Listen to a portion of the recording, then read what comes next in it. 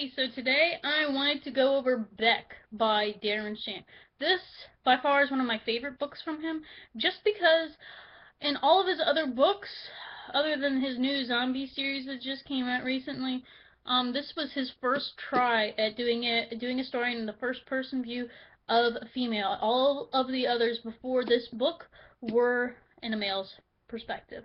So this is the first time he's taken a stab at it, and I liked where he got, especially because it's in the life of a girl living in 400 AD. It's a really creepy picture in there. You know, this is not good for the average girl to read who wants love and stuff. Like, look at that. Ew.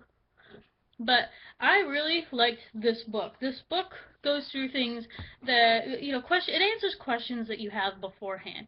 It answers things like, when did the demons start crossing over? How did they cross over? Why does the Grubbs family have this curse, this werewolf curse? Why, you know, how come some people have magic and some people don't? And it also goes over lodestones, which are apparently those really big stones that are like in circles around the world. You see them definitely in Stonehenge. That's a really good example of it.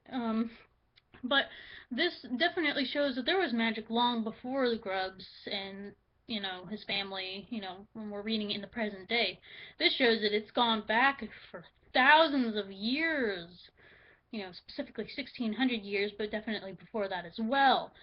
It was interesting because not only is it in first person, and is it, you know, in 400 AD, it goes over the lifestyle that she had at the time, and it shows you that Beck has a fantastic memory. Um, when you read it with Colonel Fleck, it shows that he has a gift with portals, and Grubbs' gift seems to be that he's just, it's kind of hard to explain Grubbs' gift at this point. I don't really want to ruin it, so I'll kind of let you figure it out. But you see that the three characters that these books start with, you know, to have completely in first person, all have some kind of gift. And so the pieces start kind of meshing together in your mind. At this point, you realize what her gift is. She has phenomenal memory. Memory that you can't even believe, and it's really interesting to say the least. This book also ends in a way that I have never read a book ending this way. And when I read the last page, I was like, I couldn't believe that that's how it ended. I had never read a first-person novel that ended a book in this way. I was so stunned. I was so shocked. I was having Demonauto withdrawal. Once I was done with it, I had to have the next book. As you could see, not all of my books from Darren Shan are actually the US edition. Sometimes I go and I spend like $20 in shipping to get it shipped to me from the UK because I can't wait to have the book. I need it. So I've been doing that for more than like 7, 8 years. I've been doing that. It's crazy. It costs so much more money to do it that way when you're that obsessed with the book series and a writer. So this is actually one of the UK covers, so my covers aren't always the same. But this book is absolutely phenomenal. It's one of my most favorite books that I've ever read. I give it 5 stars, hands down. There's no way that this book could have ended better, and there's no way that this book could have been better in any way. He took it a step farther than I thought he could take it. He took it to a level that I haven't seen a writer do like this in quite some time.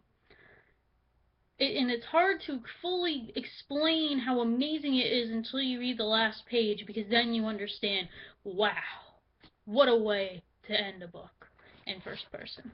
But it's really interesting because she talks about being a woman in that time, and also Beck has powers, of course, you know, everybody in this series has powers, but she's she's not a druid, but she has the capability to become a druid later, but she's a priestess. And so people are afraid of her, and she doesn't really feel like she actually has friends. So in her community, she's important, but it's more because she has powers than anything else. But, you know, with power comes great responsibility. Totally Spider-Man in that. But it's really interesting, to say the least. You definitely see some of those characters that you've seen, some bad guys again. Specifically, you'll see Lord Lost. And, you know, if anything, you'll see Lord Lost do something. And you won't understand what he does at the end of the book that makes this so interesting and so important to read until you get to the other books. Until you get about to the 8th or 9th or 10th book, then you'll understand why this book was so important and why it needed to be put in there. One of the characters you will be seeing later, but you won't know that it's him for quite some time, maybe the 7th or 8th book or so, somewhere around there, maybe even later than that. You know, it might even be the 9th book, honestly, but you will see him actually be still alive at that point. It'll be surprising, and you'll be like, what? How is he still alive? How is that person still alive? So it's really, really interesting, and I wish I could go into more detail about this, but I can't because it'll ruin it, but it's phenomenal. And even if you just read this book by itself without reading the other books, you don't have to read the other books to read this book. You can totally read this book as a one-shot and be done with it, and you could totally read Lord Lost and Demon Thief as a one-shot without reading the others, just because of the sequence that it's in. That's not a ghost, that's my cat, just so you know. But this is so interesting. I love it so much. If you can only buy one book for the next year, buy this book and read it. Oh my god, it's amazing! You know, I'll just say some quotes from the book, because I feel like I have to put something else in here.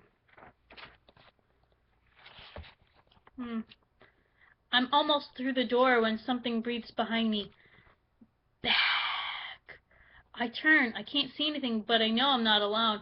I want to call for help, but I can't. Then, in a blur, claws dart out of the darkness. A twisted face, fiery eyes, rows of teeth. The demon grabs me. It's so interesting. It's so fast-paced. It goes so quickly. This is completely unputdownable. This is the type of book that I'm up until 4 in the morning reading. Once I start reading it, I cannot put it down, and I don't think you'll be able to put it down either if you like gore. Once again, disclaimer, there is gore in this book. If you don't like gore, don't buy it, don't read it. But definitely read the first few pages if you're kind of squeamish to see if you'll be able to read it. That's all I'm going to say about this book, because if I say anything else, I